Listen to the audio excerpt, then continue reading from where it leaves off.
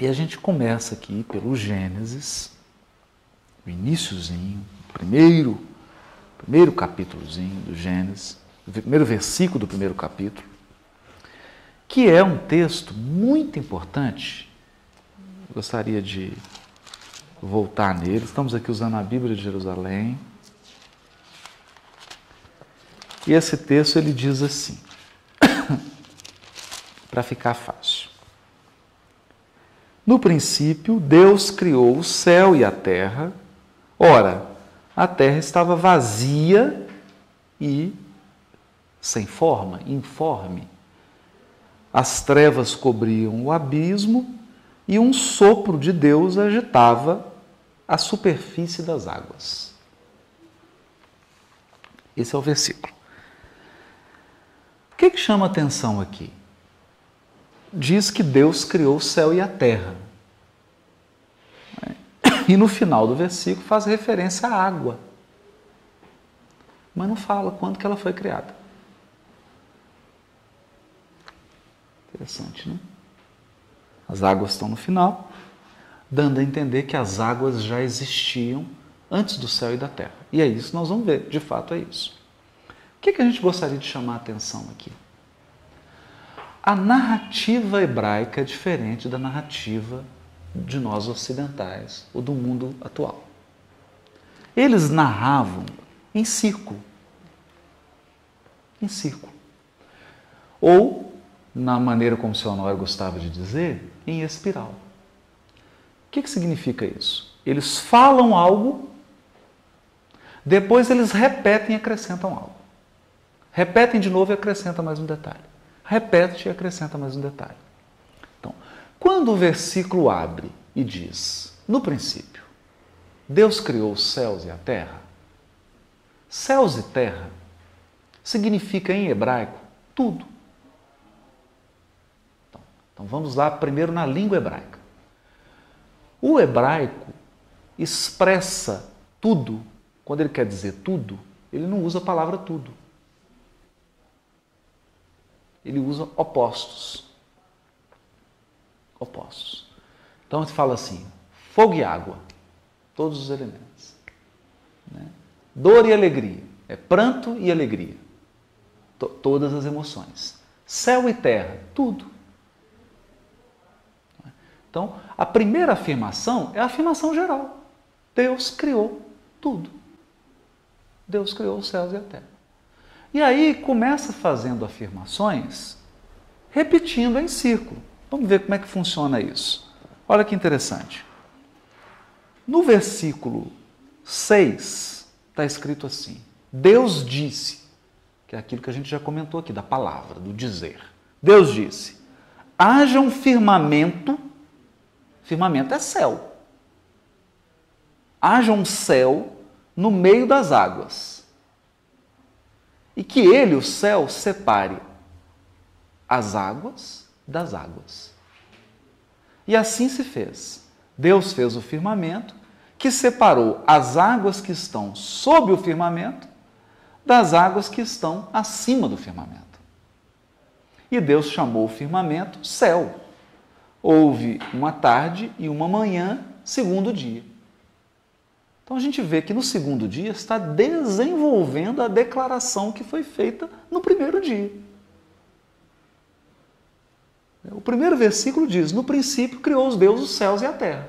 E aqui no versículo 6, que é o segundo dia, está explicando como que o céu foi criado. Então olha que interessante isso. É como se ele fizesse uma afirmação, depois ele voltasse e acrescentasse um dado. Ah, Deus criou o céu, mas como que ele criou o céu? O céu foi criado de que maneira? Foi criado da seguinte maneira. Foi colocado no meio das águas. Aí todo mundo fica assim, meu Deus, mas que água é essa? Que água é essa, né? Aqui a gente tem que pensar simples. Simples. Imagina um camponês, um agricultor, um pastor. Ele olha para o mar ou olha para um lago, ele vê água. E ele olha para cima e está chovendo. Qual que é a conclusão que ele tira? Existe água em cima, existe água embaixo. Porque eles não compreendiam o processo de evaporação de água que sobe, que gira a nuvem e depois desce. O ciclo da água, isso aí somos nós que compreendemos depois da ciência moderna. Essas pessoas não compreendiam isso. Então eles estão narrando um fenômeno. Existe uma água em cima, uma água embaixo. Mas existem também desdobramentos espirituais disso. O que é essa água?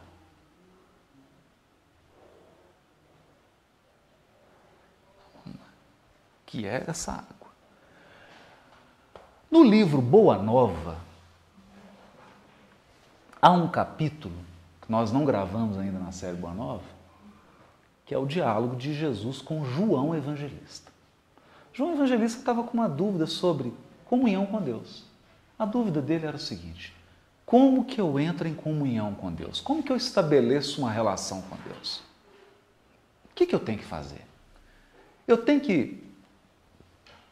E a dúvida dele era curiosa, porque ele tinha um amigo, João Evangelista, que era ligado aos essênios.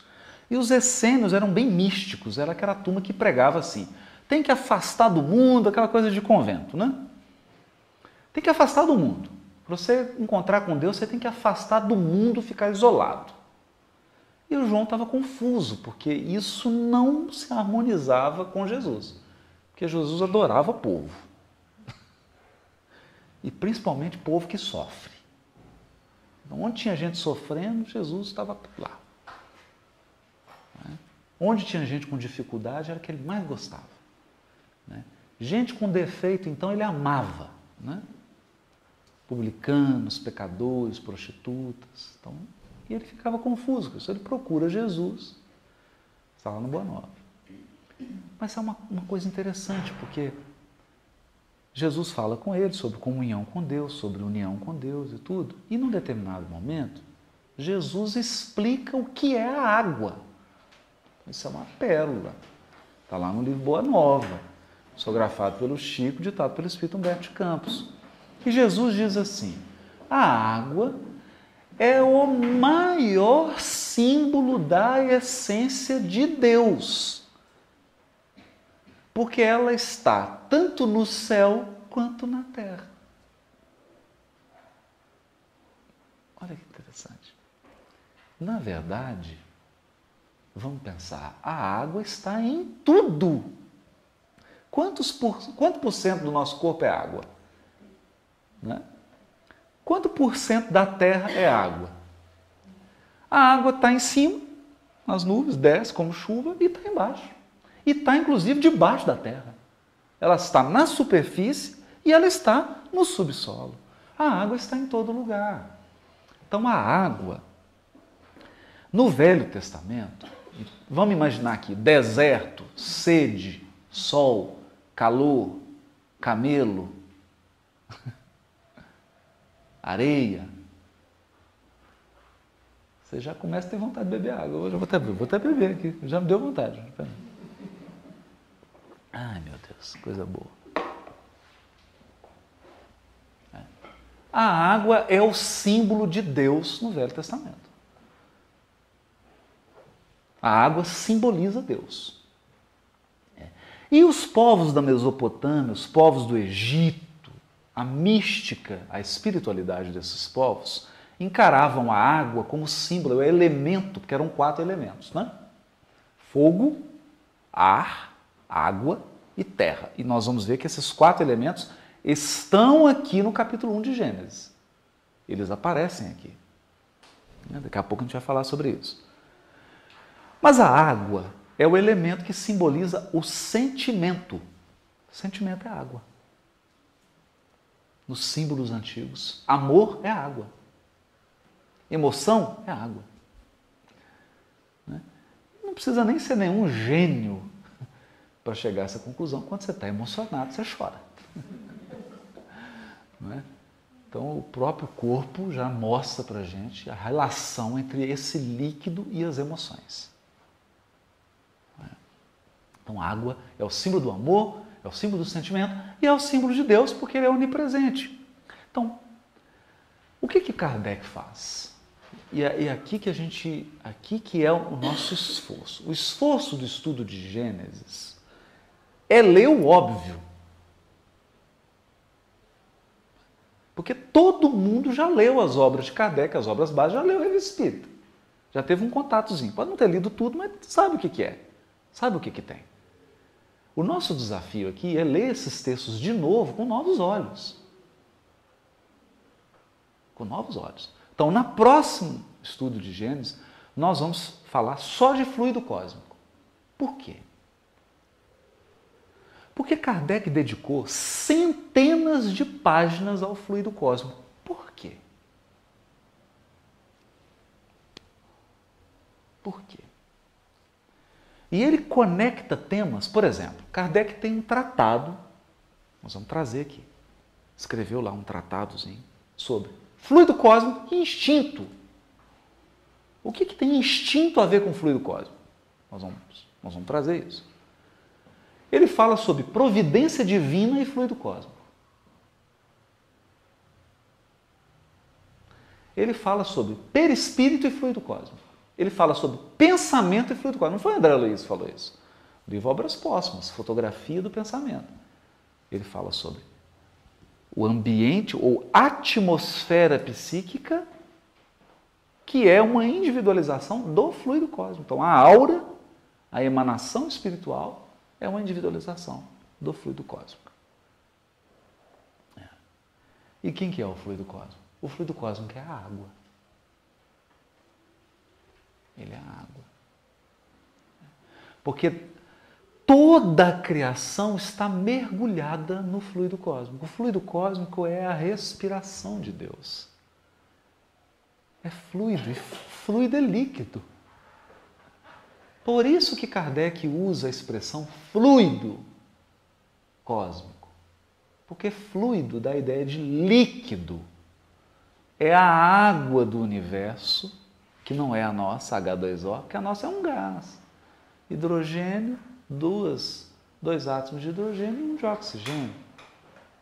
Forma a água nossa, mas não é essa água apenas. É engraçado porque se a gente for traduzir para qualquer outro idioma água fluidificada, a gente vai ser redundante. Vai ser redundante, exatamente. É só no Brasil que a gente usa. Água fluidificada. Porque a água já é um fluido, né? É um tipo de fluido. Né? E a água é o quê? A água que a gente conhece é apenas uma das modificações que o fluido cósmico pode passar. Eletricidade, modificação do fluido cósmico. Magnetismo, modificação do fluido cósmico. Pensamento, modificação do fluido cósmico. Perispírito, modificação do fluido cósmico. Então, peraí, tudo é fluido cósmico? Tudo menos o espírito. E menos Deus. Então, nós temos Deus, espírito e fluido cósmico. São os três elementos gerais do universo. Está lá no Livro dos Espíritos. Agora, vamos pensar nisso. Se tudo vem do fluido cósmico, então tudo é uma coisa só.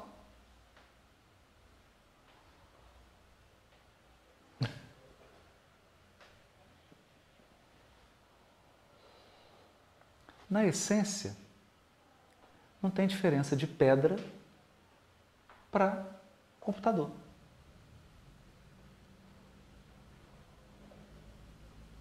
O que eu estou querendo dizer? Tudo que existe de material é fluido cósmico modificado. Então, tudo é a mesma coisa. Por que nós vamos encontrar no capítulo 1 de Gênesis o verbo, toda hora nós vamos encontrar no capítulo 1 de Gênesis o verbo separar. Separar. E separou Deus a luz da escuridão. E separou Deus a água da terra. E separou. E por que separou? São individualizações do fluido cósmico. Quando o fluido cósmico se individualiza, as coisas se tornam diferentes. Grama é diferente de água, mas não é, porque tudo é fluido cósmico. Então eu ponho o dedo na tomada, tomo um choque, ou eu seguro uma pedra, é eletricidade. E pedra é a mesma coisa, é fluido cósmico.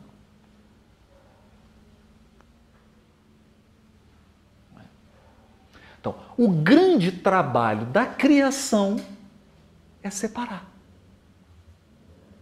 é individualizar, é modificar o fluido cósmico. E está lá no Livro dos Espíritos que o fluido cósmico ele pode ser combinado de quantas maneiras? Infinitas. Então, quem estava desanimado, porque não sabe o que vai fazer com a sua eternidade, fique tranquilo, vai poder ficar modificando o fluido cósmico. Isso se chama cocriação. Esse é o conceito mais importante do Gênesis. Criação, cocriação. De onde nós tiramos esse conceito? Da doutrina espírita. É a doutrina espírita que traz essa luz para que a gente possa interpretar a primeira revelação. Conceito de criação e de cocriação. Deus cria. Ele cria aquilo que nenhum espírito pode criar, que são os espíritos. Nenhum espírito pode criar espírito. Só Deus cria espíritos. E Deus cria o fluido cósmico. Nenhum espírito cria fluido cósmico. Nenhum. Todo espírito modifica fluido cósmico. Então ele é co-criador. Ele atua no fluido cósmico formando coisas. Ou se a gente pensar em termos de Lego, ele monta pecinhas. Existe criação em plano maior, André Luiz, né? E criação em plano menor. Co-criação em plano menor somos nós. Com o nosso pensamento, estamos criando fluidos, criando atmosfera psíquica, criando vibração, alterando o nosso perispírito, irradiando energias que são criação nossa. Inclusive, afetando o nosso destino. E existe a criação em plano maior, que são a criação dos cristos, formando planetas, sistemas solares, galáxias e coisas que a gente nem conhece. Ficou claro isso? Alguém quer falar alguma coisa? Seria bom alguém falar alguma coisa.